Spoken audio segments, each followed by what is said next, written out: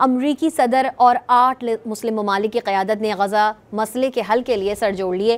New York میں ہونے والی بیٹھک کے دوران غزہ جنگ بندی سمیت مختلف پہلوؤں پر تجاویز کا تبادلہ خیال کیا گیا۔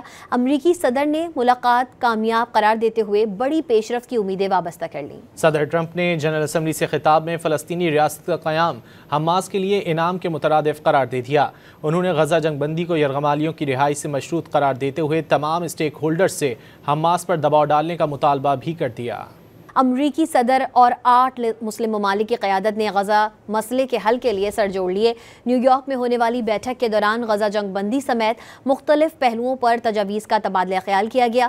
امریکی صدر نے ملاقات کامیاب قرار دیتے ہوئے بڑی پیش رفت کی امیدیں وابستہ کر لیں۔ صدر ٹرمپ نے جنرل اسمبلی سے خطاب میں فلسطینی ریاست کا قیام حماس کے لیے انعام کے مترادف قرار دے دیا۔ انہوں نے غزہ جنگ بندی کو یرغمالیوں کی رہائی سے مشروط قرار دیتے ہوئے تمام اسٹیک ہولڈرز سے حماس پر دباؤ ڈالنے کا مطالبہ بھی کر دیا۔